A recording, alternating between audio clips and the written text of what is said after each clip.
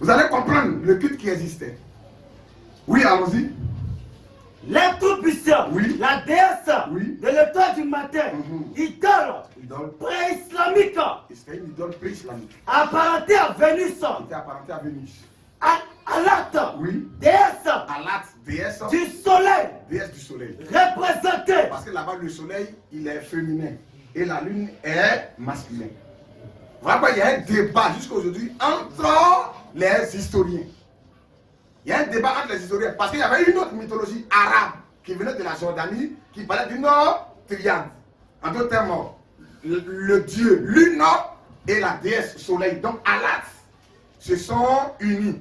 Et de leur union est sorti quoi? La planète qui précède le jour, la planète Vénus, qui était leur fils. Ça existait aussi là-bas. Pourquoi les gens disent, mais si Alat est le dieu, Alat est la déesse soleil. C'est que Oubal là, et le dieu lune, c'est qui? C'est Oubal. Pourquoi les gens associent toujours Oubal au dieu lune, non? Et ce débat-là, il existe jusqu'à aujourd'hui. Entre les théologiens, les historiens, que ce soit musulmans ou arabes, les gars s'attaquent jusqu'à aujourd'hui sur ça. Vous dites que Oubal, c'est le dieu de la lune, non? Donc, frère, pour ne pas aller loin, termine. Manat, oui. Déesse de la lune, oui. Décroissante, déesse de la lune décroissante, oui. Symbole du destin du temps. Donc, ces trois déesses-là, leur signe, l'étoile, la lune, toutes ces choses-là étaient rassemblées. Quand ces déesses-là vont chez les Jordaniens, elles ont une autre appellation, un autre service. Quand elles vont en Arabie, elles ont un autre service.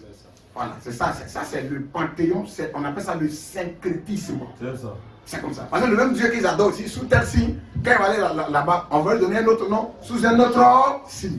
On comprend, on parle de Vénus, d'Athéna, d'Aphrodite, d'Astarté, de Diane, d'Alat. C'est la même déesse sous plusieurs visages, sous plusieurs noms en fonction des territoires et des contrées. C'est comme ça. Or, cela a commencé depuis la tour de Babel. Nous, on n'a pas le temps, rapidement, on va prendre la biographie d'Ibn Hisham. On va prendre la page 43. Vous allez voir un peu les fables des musulmans. C'est dans la Sira de Ibn Hisham, la Sira 1, 110 à 111. La Sira 1 de Hisham, la Sira 1, 110 à 111 et 142 à 147. Et qu'est-ce qu'il faut écrire? La Sira de Hisham. Hisham, c'est H-I. Hisham, oui. Oui. La Sira de Hisham. La Sira 1, 110 à 111 et 142 à 147. De Hisham. Vite, on n'a pas le temps. On n'a pas le temps, frère. Tu vas prendre note après. Ok. La Sira 1, 110 à 111 et 142 à 147. Oui, frère, allons-y. Vous allez un peu écouter les fables des musulmans. Mais on reviendra sur cet enseignement-là. Qui a bâti la Kaaba? Allons-y, frère, oui. Il y avait dans le sanctuaire de la Mecque, dans le sanctuaire de la Mecque, un puits appelé le puits d'Ismaël, fils d'Abraham. Les Arabes, ils ont, on ne sait pas où ils ont eu cette tradition-là. Qu'il y a un puits, qui est le puits d'Ismaël, fils d'Abraham.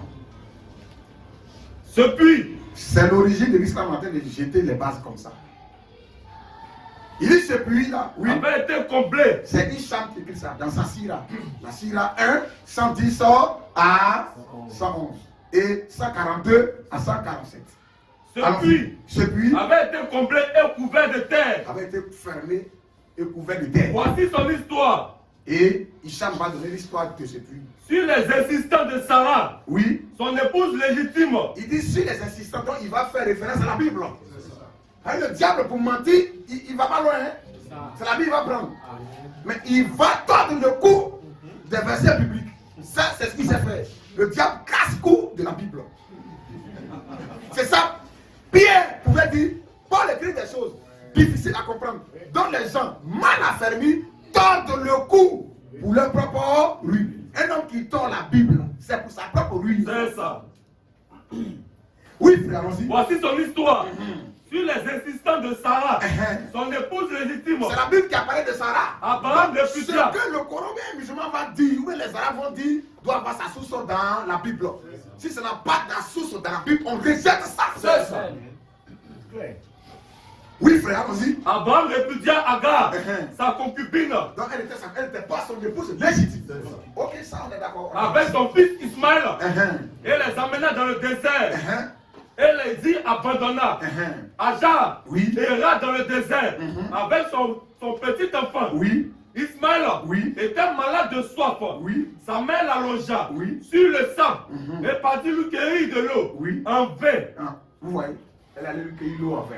Oui, allons-y. Devant Asapha, elle pria Dieu. Dans la Bible, elle n'a c'est pas écrit qu'elle a prié. Elle a laissé l'enfant. Et elle allait pleurer. Oui, je ne veux pas voir mon enfant mourir. Donc je me redis pour ne pas voir cette image-là. La Bible dit elle pleura. Elle n'a pas dit elle pria. Jamais. Elle a prié quel Dieu. On avance, oui. Devant Asapha, elle pria Dieu. Or, Al-Safa sont deux pierres que les Arabes adoraient avant. Lis en bas même, ici. Oui, Al-Safa et Marawa.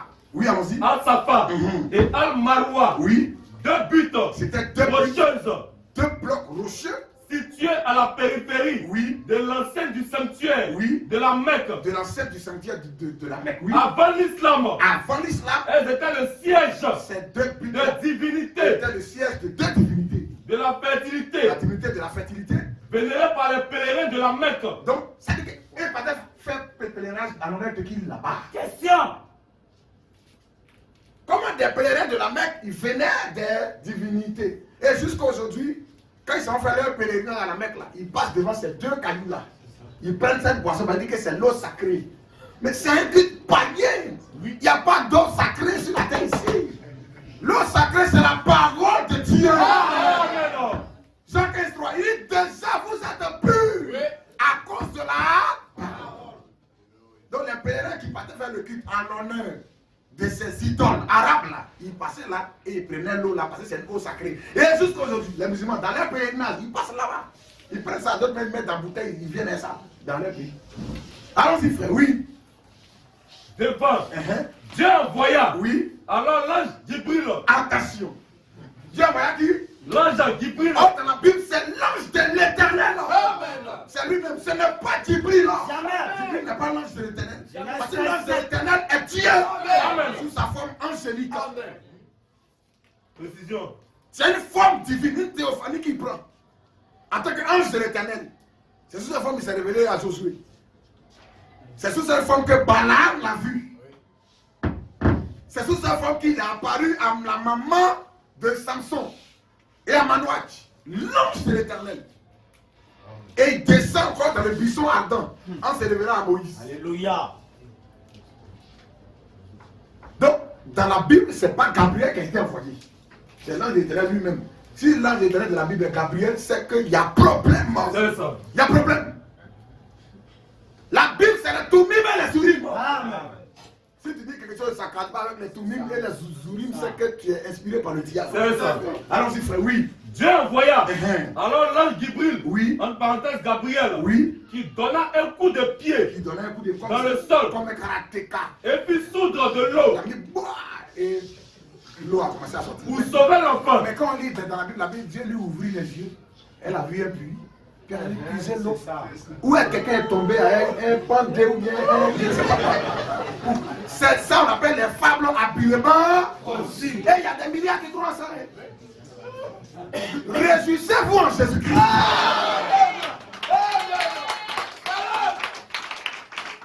Allons-y frère, oui. Elle creusa alors un fossé Elle creusa un fossé. autour de l'eau Oui. où il puisait régulièrement. On est étonné qu'on entend ça. C'est ce puits-là que d'après les musulmans, il faut garder. Tous les pèlerins qui vont aller à la Kaaba aller adorer leurs idoles païennes là, qui vont aller en pèlerinage à la Kaaba, chaque année, doivent passer là, prendre cette eau sacrée. Et ils s'échangeaient. Les tribus venaient à tour de rôle jusqu'à ce qu'on arrive sur le tour de la tribu de Mohammed par son grand-père, Moutalib, qui gardait, qui était gardien de ce culte-là aussi. Et c'est ce Moutalib-là qui est quelque chose. Oui, allons-y, frère. Allons-y. À la mort d'Ismaël, Uh-huh. fils d'Abraham, Oui. son fils Nabit, Ismaël Oui. assura le service du sanctuaire Oui. aussi longtemps que Dieu le voulut. Quel Dieu? Oui. Puis Dieu Uh-huh. multiplia à la Mecque Oui. la descendance d'Ismaël Uh-huh. et des Jouroum, Oui. ses oncles maternels. Oui. La Mecque devenant trop étroite Oui. pour eux, Pour eux. ils se répandirent Uh-huh. dans le pays. Oui. Et Dieu, Oui. grâce à leur religion, leur donnait la victoire. Les Arabes pratiquaient quelle religion en Arabie? Il dit Dieu grâce à leur religion. Ce culte qu'ils faisaient là-bas, c'est quelle religion? Le culte en l'honneur du vrai Dieu était sur le territoire de Canaan par Abraham. C'est lui qui détenait ça. Ismaël a été chassé. Même en dehors d'Ismaël, Abraham a eu d'autres enfants dans Genèse 25 avec Ketura. Abraham, de son vivant, il dit les enfants, voilà vos biens, parce que votre héritage, mais quittez ici, parce que ce territoire-là, c'est pas pour vous. Vous avez le cœur maîtrisé, ils sont partis. Parce que Dieu dit c'est pour Abraham et Isaac. Alors quand on va revenir sur l'origine de la Kaaba, Abraham n'est jamais allé en Arabie. Pour aller partir, c'était leur Kaaba. L'Arabie ne lui a pas été donnée en héritage. Jamais. Pour aller partir là-bas, il culte. Et s'il allait en Arabie, si ça savait que c'est vrai, puis il allait avec Ismaël, et que Ismaël serait prophète, ça veut dire que les Arabes avaient déjà le vrai culte. La vraie adoration. Et ça contredit les Écritures. Shalom. Et ça contredit les Écritures. Parce que dans les Écritures, il y a un seul lieu d'adoration. Il n'y en a pas deux. Le deuxième, c'est le parallélisme. C'est un greffage. Nous n'accepterons pas ça. Deux droites parallèles ne vont jamais. L'islam et le vrai Dieu, c'est deux droites parallèles. Ils ne vont jamais se toucher. Ils ne vont jamais se croiser. Amen. Oui. Et dilapidait le trésor Oui. qui était offert à la Kaaba. Les Banu, Oui. Bakr, se coalisaient Oui. contre eux, Oui. les bâtis Oui. et les exilés loin de la Mecque. Avant de partir, Oui. les Jouroumites, Oui. Am Ibn, Oui. Al-Harith, Oui. prit les deux gazelles en or, Il y avait deux idoles.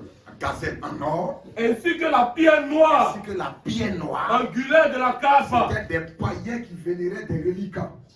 Des pierres, d'après eux, appelées pierres sacrées. Il a pris pierre noire, deux gazelles, oui. De la Kaaba, Uh-huh. et les enfouit Oui. dans le puits de Zamzam. Il allait cacher ça dans le puits là. Oui. Un jour, Un jour. que Abd al-Muttalib dormait, On va arriver maintenant. Al-Muttalib, c'est le grand-père de Mahomet. Attention. Un jour dormant dans la Kaaba. Parce que c'est eux qui étaient les gardiens de ce temple. Et de ce culte. Un jour, dormant. Abd al-Muttalib Oui. dormait Dormait. dans l'enceinte du sanctuaire. Dans l'enceinte du sanctuaire. Il vit en songe. Il vit en songe. Un homme l'abordait. C'est le diable qui l'avait abordé. C'est pas le Saint-Esprit. Hein? C'est un esprit qui a jeté les bases de l'islam. C'est comme ça que ça a commencé. Oui, allons-y. Il vit en songe. Un homme l'abordait. Oui. Et lui donnait l'ordre. Quelqu'un qui est dans la Kaaba au milieu des dieux païens. Cet esprit va aller là-bas pour lui parler. Et il lui dit quoi, frère? Et lui donnait l'ordre de creuser le puits de Zamzam. Creuser le puits, ce puits-là. Comblé depuis très longtemps.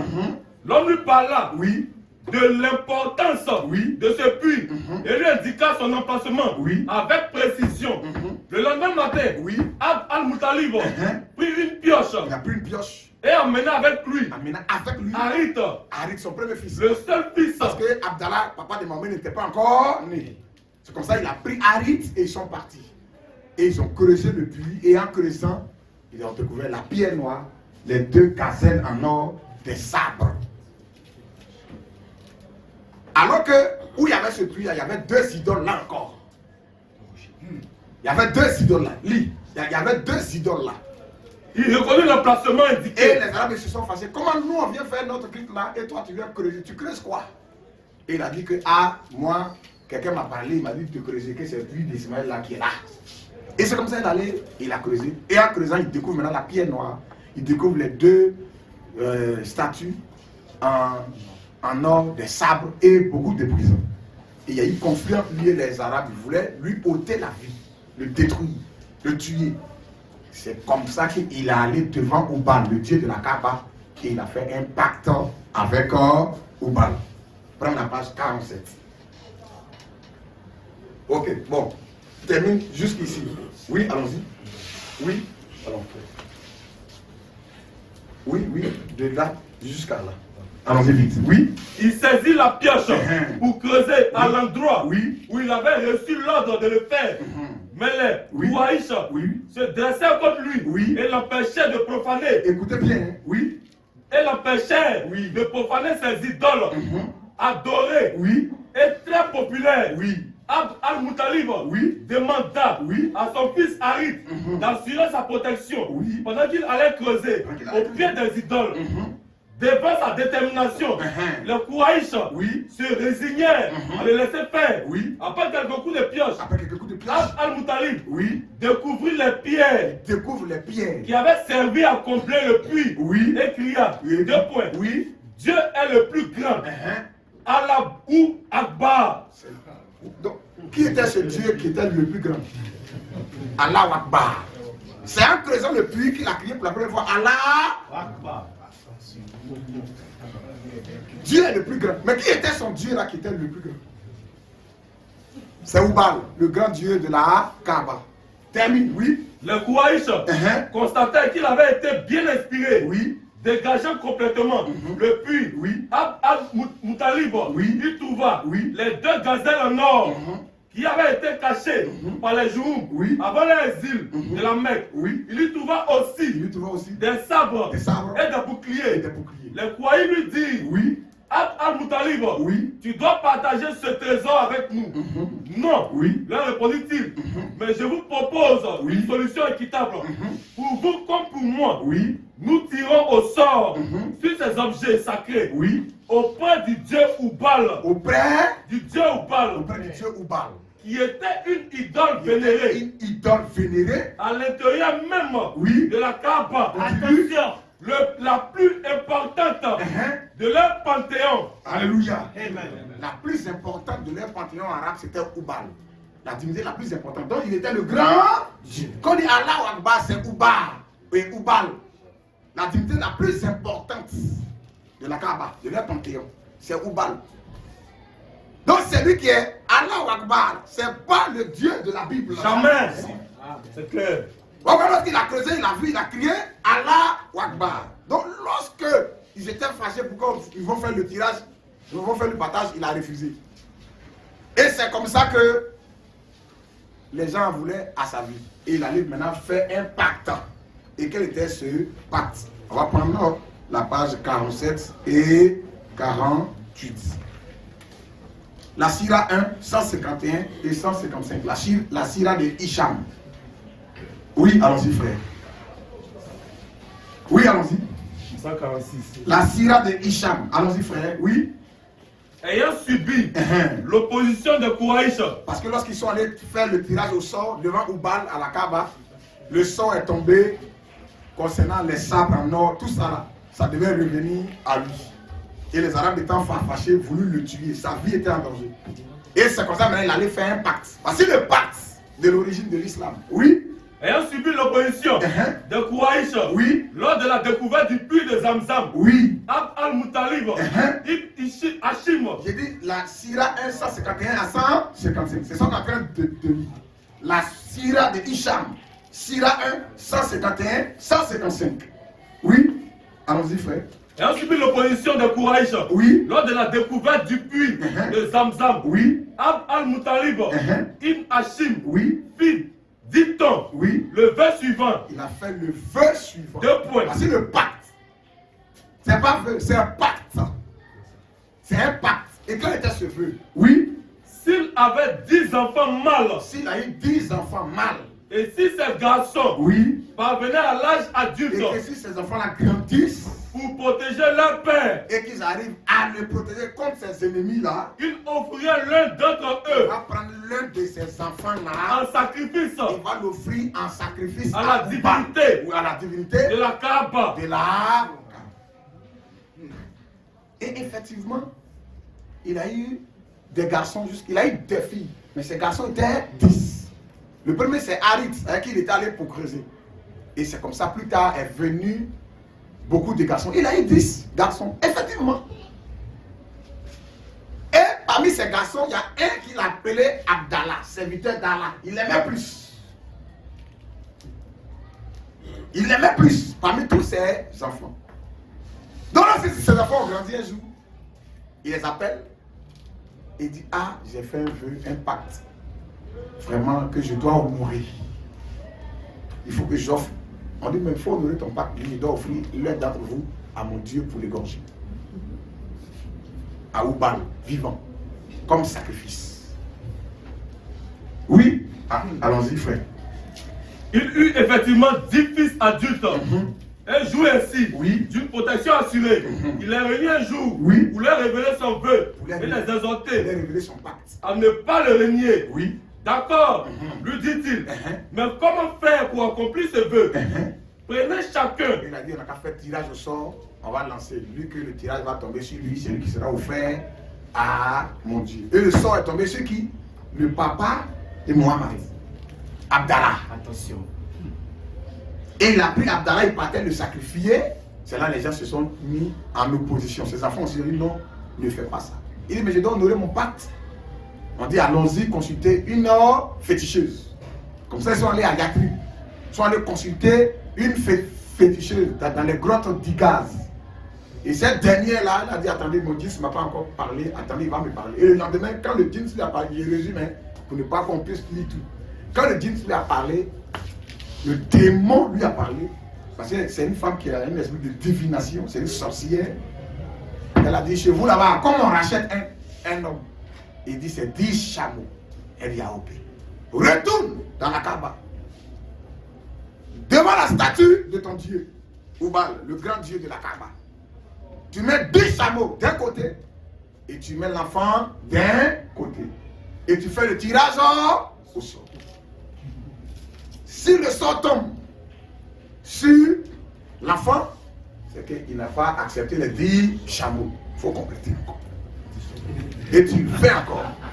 Si le sort tombe sur l'enfant, c'est qu'il n'a pas accepté les 10 chameaux. Il faut compléter encore. Jusqu'à ce que ça tombe sur l'enfant. Et plutôt sur les chameaux. Et effectivement, il est allé dans la Kaaba et il a fait ça.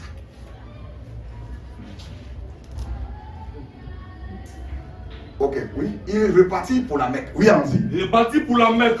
Décidé. Oui. Tous à obéir à l'ordre de la Sibylle. De la Sibylle. Tandis que Abd al-Muttalib ne cessait d'implorer Dieu. Cette Sibylle remplie de djinns, de démons, c'est elle qui a donné cette voix. Vous voyez que ça là, c'est ça qui va racheter l'homme. Au contraire, il a lié sa famille dans le pacte encore. Oui, allons-y. Il ne cessait d'implorer Dieu. Oui. Il se prosternait. Il implorait quel Dieu? Devant Oubal. Il se prosternait devant. Donc son Dieu c'est Oubal. C'est clair. Il se prosternait devant Oubal. Oui. Et lui offrir. Oui, oui. D'un côté, 10 chameaux. 10 chameaux. Et de l'autre, Abdallah. Oui. Abd Muttalib. Oui. Priait toujours Dieu. Le Très-Haut. Au pied de l'idole. Comment on peut prier le Très-Haut de la Bible au pied du Nord? Ça, c'est du brigadage. On ne peut pas nous distraire avec ça. Il va coller au fait. Alléluia. Amen. Un greffage. Ça ne passe pas. Le Très-Haut n'est pas ce Dieu qu'il adorait. Jamais. Il n'a jamais connu même le Très-Haut. Même Impossible. Le Dieu Elion, le Très-Haut. C'est pas lui qu'il adorait là. Continue, frère. Oui. Le sort désigna Abdallah. Ils y ajoutaient 10 chameaux. 10 chameaux. Mais le sort désignait encore Abdallah. Continue. De dizaine en dizaine. De dizaine en dizaine. Le sort désignait toujours Abdallah.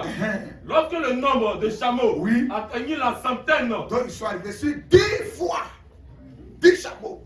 Échec. 10 chameaux. Échec. 10 chameaux. Quand quelqu'un qui passe au concours, il donne. Il donne encore. Jusqu'à ils sont arrivés, on dit, à une dizaine de fois. Donc 100 chameaux. Al-Muttalib implora Dieu encore avec plus d'insistance. Et le prêtre de Oubal. Et le prêtre Oubal tira au sort. Parce que Oubal c'est le dieu de la divination. Il faut tirer au sort. Et il lance les flèches. Oui. 7 fois. Le sort désigna les 100 chameaux. Est tombé sur les 100 chameaux. Les Kouaïchites et toute l'assistance s'écrièrent. Ton Dieu est satisfait. Ton Dieu est satisfait. Abd al-Muttalib, ton vœu est accompli. Il a dit non. On n'a qu'à reprendre ça 3 fois encore. pour être sûr que vraiment Oubal a accepté le sacrifice. Non, dit-il, il faut que les tessons soient tirés 3 fois. 3 fois les tessons furent tirés. Et 3 fois, le sort désigna les chameaux. Le sort désigna les chameaux. Les bêtes furent offertes en sacrifice. Et les bêtes, les 100 chameaux ce jour-là ont été égorgés. Et laissés au pied de l'idole. Offerts en sacrifice. À Oubal. Et ils ont mangé le sacrifice. Tout le monde était réjoui. Termine, frère. Oui. Toute l'assistance, sans aucune restriction, prit part à cette offrande. Toute l'assistance a pris part. Frère, est-ce que ça là c'est un rachat? Est-ce qu'un musulman peut dire que effectivement Abdallah a été racheté? Jamais. Sans chameau. Quand tu vas voir Félicien et puis tu fais sacrifice, c'est ton achat que tu es en train de te faire. Au contraire, tu aggraves ta situation. C'est des portes même que tu ouvres même. C'est comme ça qu'il a été blagué. Parce que quelque temps après, Abdallah a connu Amina, qui est la maman de Mohamed. Et ça s'est fait de façon rapide, elle est tombée enceinte. Et c'est en pleine grossesse, Abdallah est mort. C'est que les 100 chameaux, ça a été échec. Zéro. Pourquoi Mohamed n'a pas connu son papa? Donc qui lui a donné le nom Mohamed là? Question. Qui lui a donné le nom Mohamed? Il n'a pas connu son papa. Et lorsque sa maman était enceinte, il y a eu 2 événements qui se sont passés dans sa grossesse. Elle dit qu'il y a une lumière qui est sortie de son ventre. Oui, c'est là, qui allait vers la Syrie.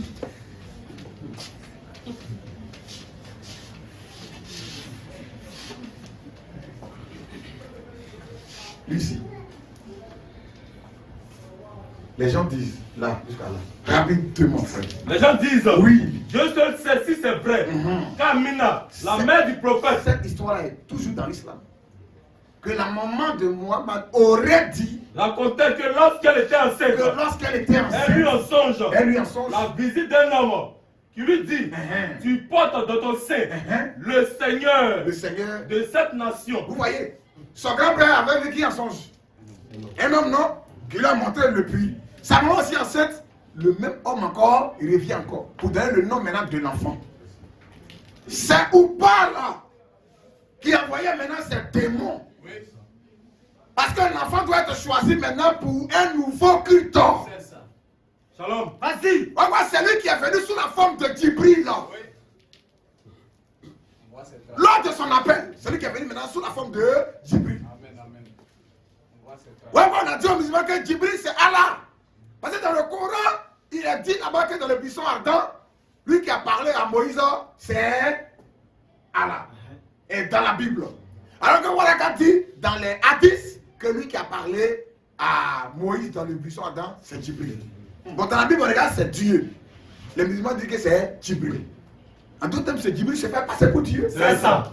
C'est clair. Et dans le Coran, il est dit encore que c'est Allah qui a parlé à Moïse encore dans le buisson Adam. Bon, qui a parlé à Moïse dans le buisson Adam? C'est Djibril ou bien c'est Allah? Question. Arrêtez, Djibril qui s'est réveillé à lui là. C'est ce Allah là en réalité. Ce n'est pas le Dieu de la Bible. Jamais. Lui-même le Djibril de la Bible. Quand il vient te nommer, il dit il est Djibril, il a envoyé d'Allah. Et pas d'un autre type. Satan s'est rusé. Oui. Donc c'est cet esprit là qui a dit à cette dernière, lorsque tu vas accoucher, voilà le nom que tu vas donner à l'enfant. Tu vois, c'est le nom d'un esprit. C'est un esprit qui a donné ce nom-là. Oui. Tu portes dans ton sein le Seigneur de cette nation. Oui. Dès que tu auras accouché, tu mettras l'enfant sous la protection de Dieu. Écoutez bien, sous la protection de Dieu. On va voir où Mahomet a été consacré quand il est né. Écoutez bien, tu mettras l'enfant sous la protection de Dieu. Sous la protection de Dieu. On va voir l'unique. Il a été consacré à qui? Allons-y, frère, oui. Le Dieu l'unique, à l'abri de la méchanceté des envieux. Oui. Tu l'appelleras. Tu l'appelleras Mohamed. Donc c'est cet esprit-là qui a parlé à sa maman en songe. Voilà le nom que tu vas lui donner. Oui, allons-y. Tu l'appelleras Mohamed. Amina reconnaît. Oui. Racontait. Amina aussi, elle racontait. Aussi que lorsqu'elle fut enceinte. C'est ça, c'est dans le Coran. C'est ce qu'on est en train de lire aujourd'hui là. C'est même pas dans le Coran. Parce que si un homme censé lit ça là, il ne peut pas rester dans l'islam. Jamais. Oui, allons-y. Elle racontait Oui. aussi que lorsqu'elle fut enceinte de Muhammad, elle vit sortir d'elle Une lumière qui illumina devant elle. qui est sortie d'elle. Il a été oint dans le sein de sa maman. Il a été baptisé. C'est des traces, la Bible, il s'est baptisé, fut quoi, rempli le sein de sa. Mais lui aussi, il a été oint par une puissance dans le sein de sa maman. Il y a une lumière qui est sortie de son ventre, qui allait en quelle direction?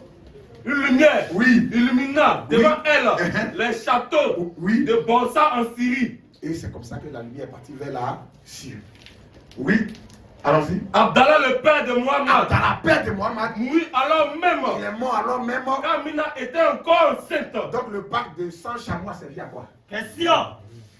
Le pacte de 100 chameaux n'a servi à rien. Au contraire même, c'est un pacte pour faire entrer un nouveau culte.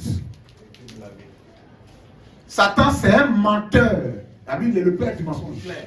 Sans chameau ne peut pas racheter quelqu'un. Le rachat de l'homme, c'est en Jésus-Christ. Son sang brise toute malédiction. Amen. Son sang détruit toute malédiction. Voici la malédiction des Kouraïchites. Ce pacte de sang, de 100 chameaux. Oui, frère. Allons-y. Lorsqu'Amina donna naissance à Muhammad, parce que l'homme lui a dit, tu vas accoucher un enfant, tu lui donneras le nom de Muhammad. C'est ce que l'esprit lui a dit. C'est pas un homme, c'est un esprit qui lui a parlé. Et tu vas mettre sous la protection du grand Dieu. Elle est tombée enceinte et Abdallah est décédé. Il n'a pas vu Muhammad. Et le jour que l'enfant est né, oui. Lorsqu'Amina donna naissance à Muhammad, elle fit annoncer à son grand-père. Elle a porté la nouvelle au grand-père Al-Moutalib, qui avait déjà fait le sacrifice. La naissance d'un garçon. Le grand-père arriva. Et regarda le nouveau-né. Il regarda le nouveau-né. Amina lui raconta ce qu'elle avait vu. Elle lui raconta ce qu'elle avait vu. Lorsqu'elle était enceinte de lui. En d'autres termes, la lumière qui est sortie de son ventre et l'enfant doit être placé sous la protection du Très-Haut. C'est ça, non? Donc lui vient voir l'enfant, elle lui fait tout ce qu'elle a vu, le CR, quand elle était enceinte. Donc il faut que l'enfant soit placé sous la protection du Très-Haut. Allons-y. Ce qu'on lui avait dit à son sujet, et le nom qu'il devait porter, Al-Moutalib prit l'enfant dans ses bras et pénétra dans la Kaaba. Attention!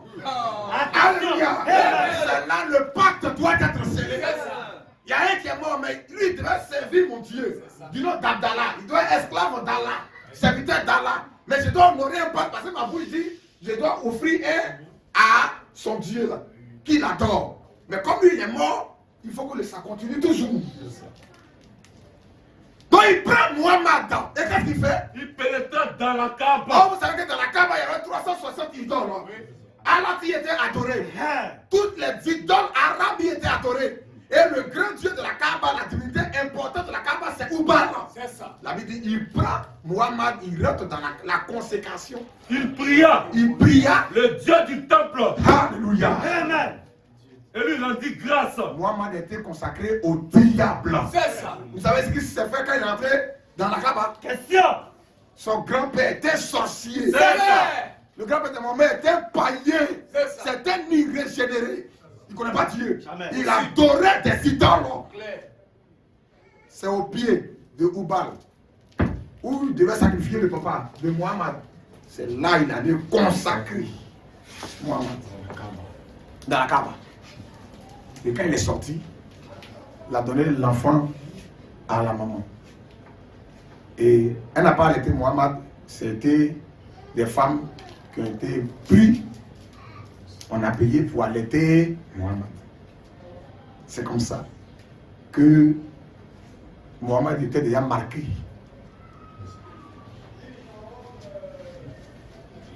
Et ces femmes-là l'ont allaité plus tard. Et plus tard, son grand-père Moutalib est décédé. Sa maman aussi est décédée. Il a eu 3 fils avec Khadija. Ils sont aussi décédés. C'est les conséquences de ce pacte-là. Ces 3 fils sont morts dans la fleur de l'âge. Avec Khadija. Et il y a l'un de ses fils qui s'appelait Abu al-Qasim. Encore souvent on appelait Muhammad aussi Abu al-Qasim. Ce sont les conséquences de ce pacte. On va prendre la page 37. Il ne faudrait pas que les gens disent qu'on est en train d'inventer quoi que ce soit. Nous, on ne peut pas suivre des fables habilement conçues. Et on ne peut pas suivre le mensonge du diable. Nous suivons la vérité de Dieu. On va prendre la page 37. Ici, on donne le nom de toutes ses épouses. Un homme qui va marier une fille de 6 ans.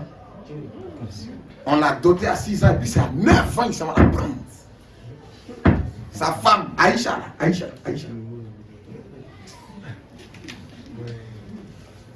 Pourquoi les musulmans ne veulent pas qu'on parle de la vie de leur prophète? Parce que c'est un mauvais exemple. Il a pris même la femme de l'un de ses fils adoptifs.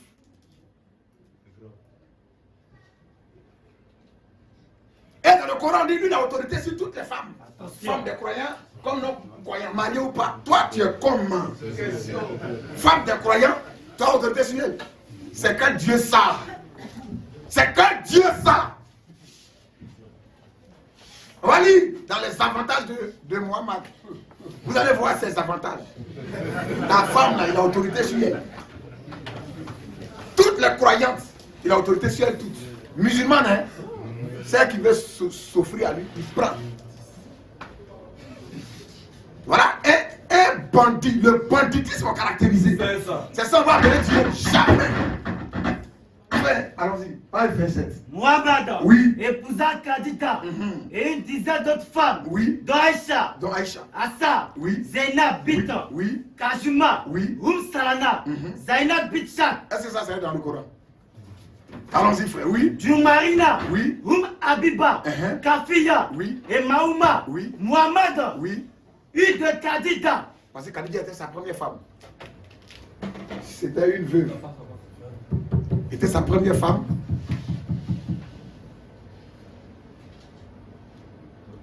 Allô? Était sa première femme et c'était une veuve. Une riche veuve.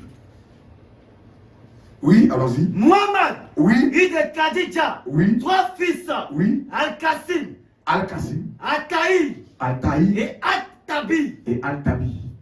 Tous 3. Tous ces 3 fils-là sont morts au passage dans la fleur de l'âge. Ce sont les conséquences du pacte. Parce qu'il faut que le diable coupe tout autour. C'est lui ce qui doit être présenté. Et quand il disparaît, son culte maintenant continue. Ces enfants garçons ils sont décédés. Quand on demande ça aux musulmans, pourquoi? Ils ne peuvent pas répondre, ils sont bloqués. Regardez, tout est basé sur sang, pacte, sang, mort.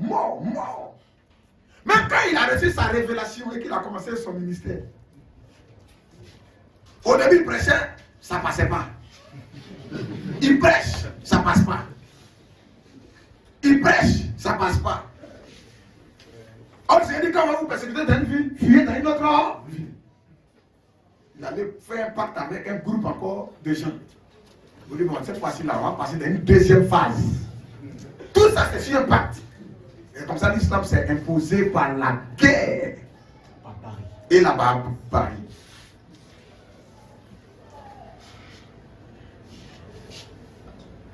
Excusez-moi, frère. On est presque au terme de notre première partie. Excusez-moi. Toutes mes excuses.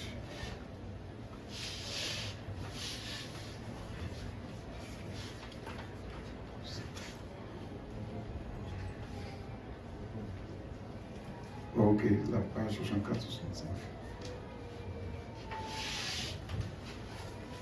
Ok. Mais quand on voit l'origine, c'est du paganisme. C'est ça. Et ils disent qu'il y a des traditions juives qui annonçaient Mohamed. Ça là, a été annoncé par qui?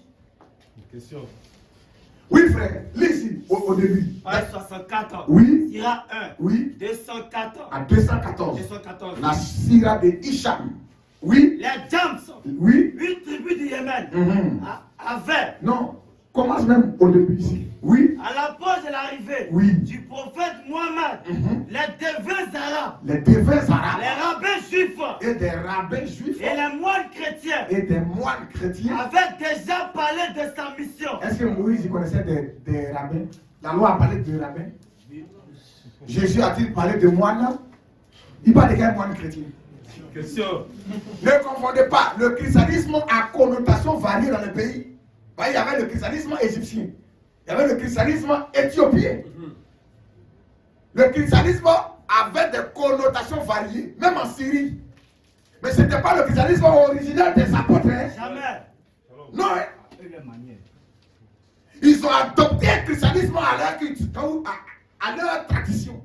Quand vous partez en Éthiopie, quand vous partez même en Syrie, quand tu vas prendre un Syrien, 10 chrétiens, quand tu vas voir, leurs pratiques, c'est des pratiques orthodoxes, catholiques. Jésus ne connaît pas moine.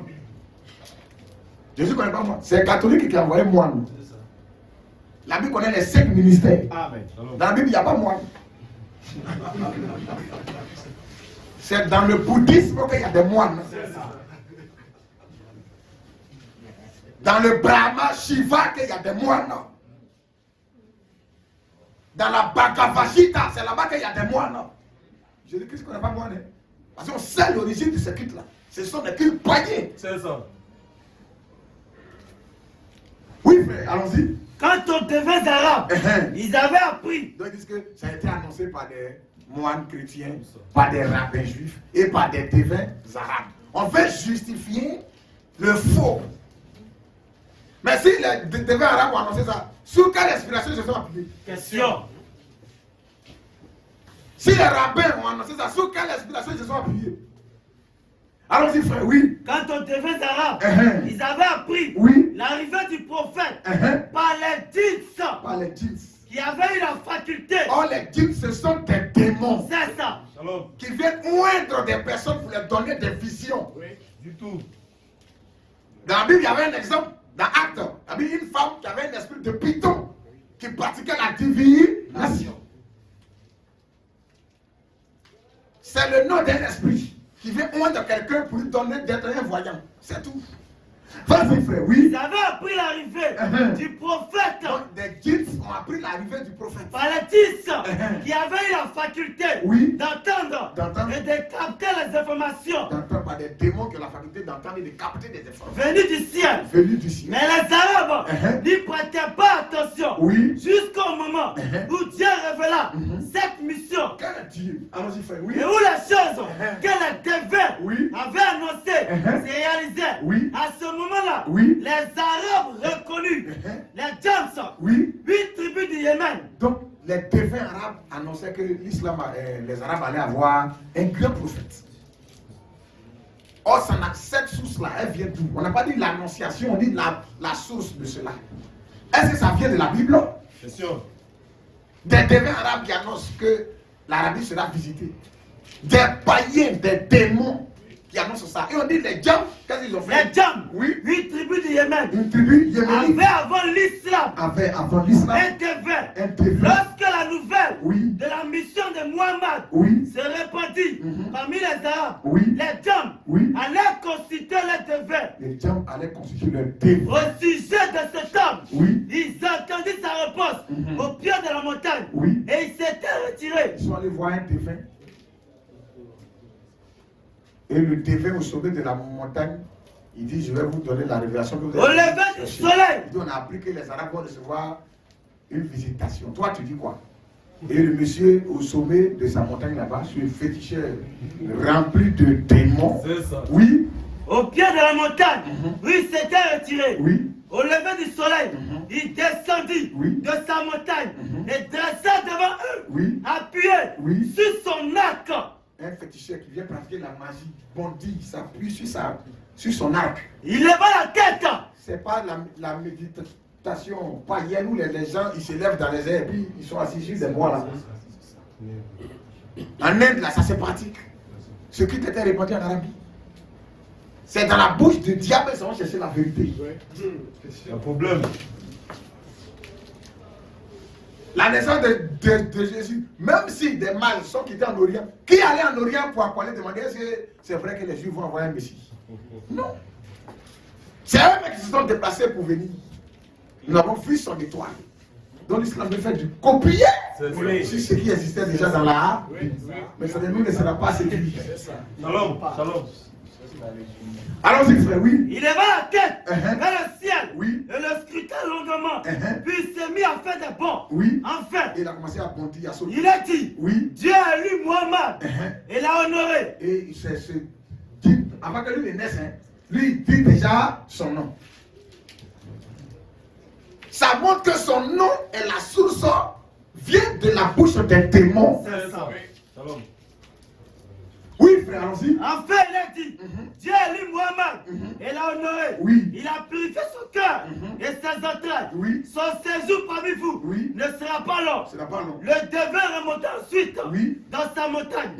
Quelques années après la mort du prophète, le calife Oumar racontait. Il a raconté quelque chose. J'étais avec quelques personnes. Il dit un jour, moi Oumar, j'étais avec quelques personnes. Il y a Kourachite devant une idole à qui une arabe venait sacrifier un veau. À qui une arabe venait sacrifier un veau. C'était un mois. C'était un mois. Ou deux avant l'islam. C'était avant la naissance de l'homme. 1 ou 2 mois avant.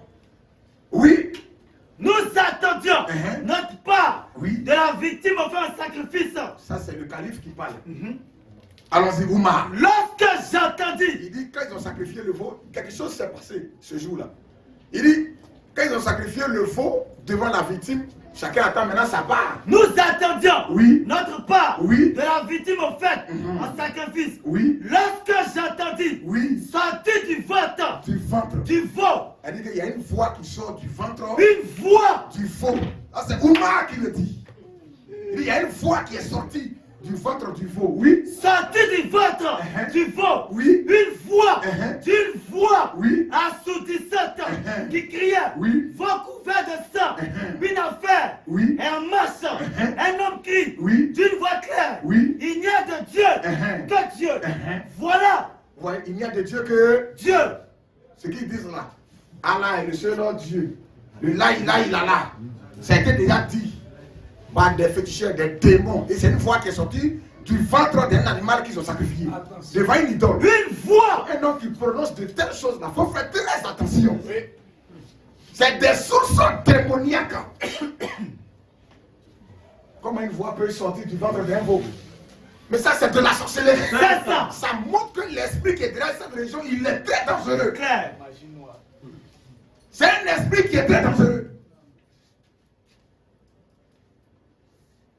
Oui, frère. Lorsque j'entendis sortir du ventre du veau une voix d'une puissance assourdissante qui criait, veau couvert de sang, une affaire en marche. Une affaire. Un homme qui crie. L'islam va entrer en scène. Mohammed va naître. Une voix qui sort du ventre d'un veau. C'est tout ça, on va s'appuyer pour dire que c'est ça qui est la religion d'Abraham. Et Abraham était un musulman. Vous voyez le paganisme. Oui, frère, on dit. Un homme qui crie, une voix claire. Il n'y a de Dieu. Il n'y a de Dieu que Dieu. Il n'y a de Dieu que Dieu. Voilà. Ils ont collé le là qui récite là. Il n'y a de Dieu que Dieu et Mohammed est son prophète. Mais l'expression il n'y a de Dieu que Dieu est son origine de la bouche des démons. Voilà. C'est une voix qui sort de la bouche d'un veau et les féticheurs rassemblés là, ils prononcent, ils donnent l'interprétation de cela. Voilà ce qui nous est parvenu des annonces faites par les devins arabes. Donc Allah existait déjà. Ces incantations qu'il récite là, ça existait déjà. Clair. Voilà pourquoi lorsqu'il a commencé son culte, et c'est là on va s'arrêter. La page 162, la Sira 1, 454 et 468. C'est là on va s'arrêter pour aujourd'hui, parce que si on veut parler de l'islam, mon ami, on va dormir ici.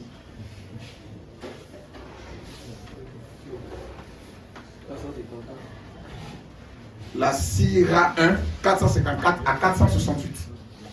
C'est là on va s'arrêter. Il est rentré dans un second pacte lorsqu'il a commencé maintenant son culte. Et quel était ce second pacte-là?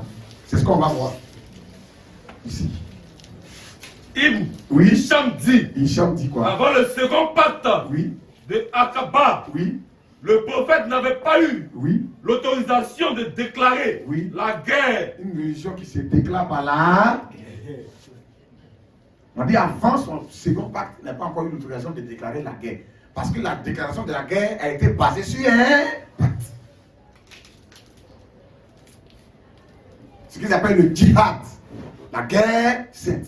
Mahomet a participé à 29 guerres de son vivant. Clair. C'est écrit. C'est dans l'une de ces guerres qu'il a massacré une tribu juive. Et de cette tribu juive, il a pris une femme là-bas du nom de Zainab. C'est elle qui a dit, s'il est vraiment prophète là, le mouton, il a même mangé choukouya, épaule. Et elle a empoisonné ça. Elle a empoisonné ça. Elle dit, s'il est prophète, Dieu va nous révéler que c'est empoisonné. Alors les juifs, c'est que le prophète est voyant. Jésus a dit que s'ils boivent quelques breuvages mortels, ne leur fait la point de... Amen. On ne sait pas, c'est empoisonné. S'il arrive qu'on boit, parce que la Bible tout est sanctifié par la prière, par la parole de Dieu. Amen. Dieu même, il peut briser même le verre ou bien renverser l'assiette là dans ta main. En envoyant son ange rapidement à côté de toi pour agir. Ça que toi, tu ne le vois. Tu n'as pas besoin de chercher les anges, ils sont où? Vous pouvez les invoquer. Non. Un prophète, il peut mourir en martyr d'une mort naturelle. Abraham, on n'a pas dit que ce ne sont pas des hommes. La Bible dit, vous êtes des dieux, mais vous mourrez comme des hommes. C'est comme ça. Accident. À cause de sa foi, on peut le prendre, le livrer au lion. Ça a été fait. Dans Hébreu 11 parle de ça. Mais il n'y a pas quelqu'un dans la liste d'Hébreu 11 là qui est mort empoisonné. Jamais. Jamais.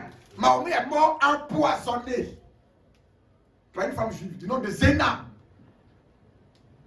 Allons-y frère, oui. Avant le second pacte de Akaba, le prophète n'avait pas eu l'autorisation de déclarer la guerre, ni de faire couler le sang.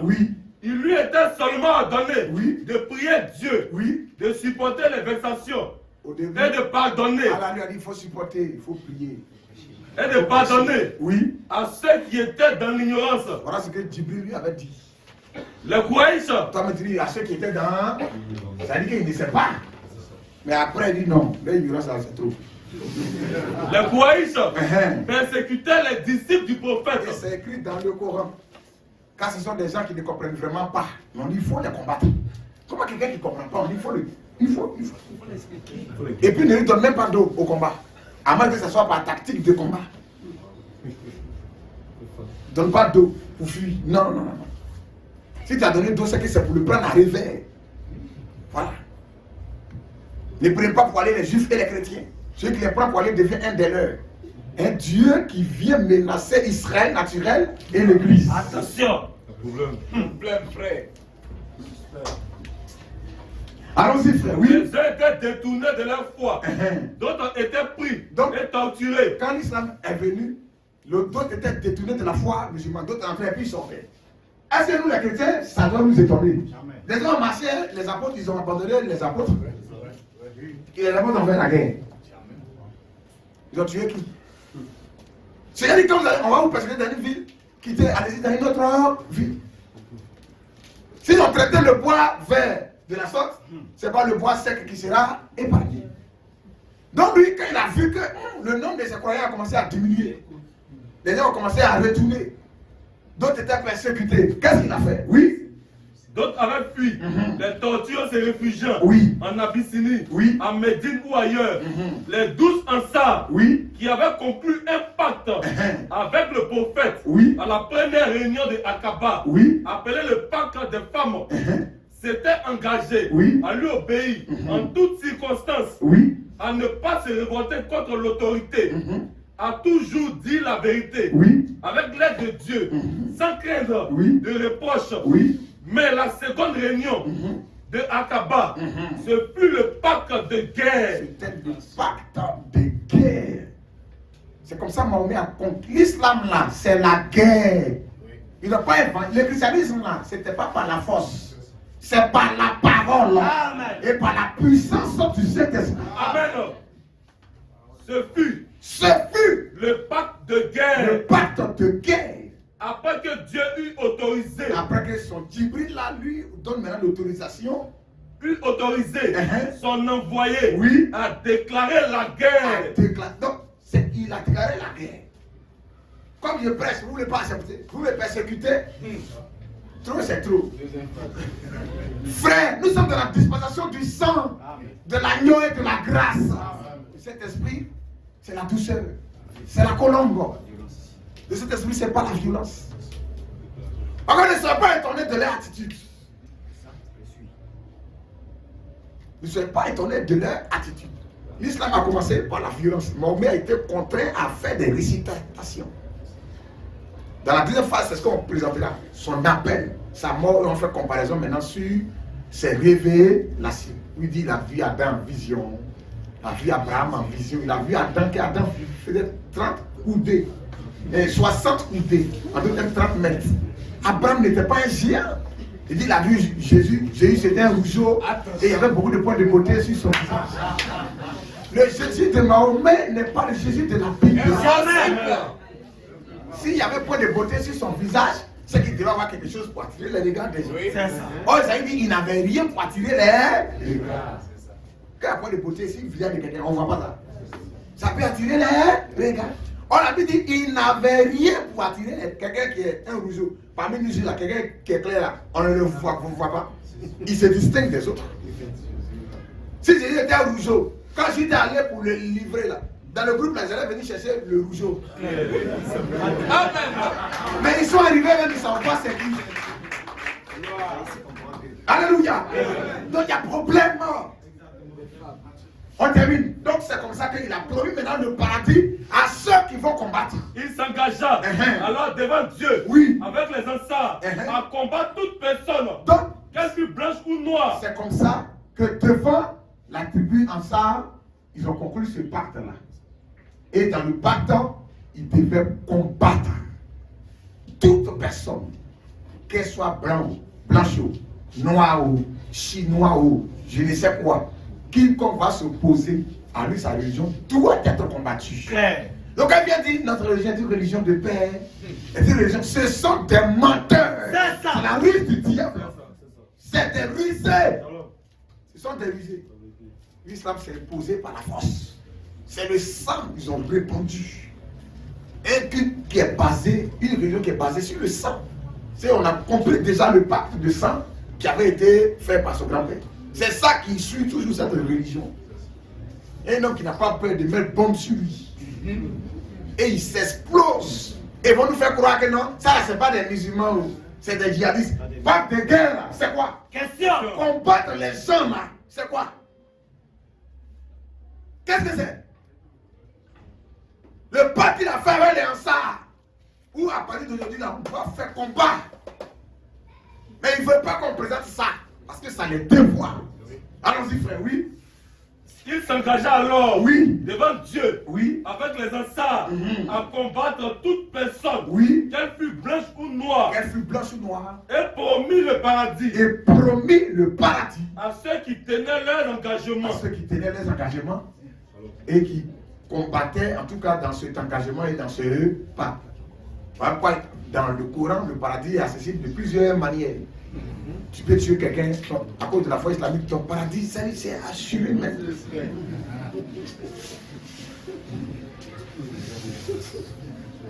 Frère, la conclusion de la première partie, l'islam est basé sur un culte de sang, de mort. Et Muhammad fut choisi par Oubal, le dieu de la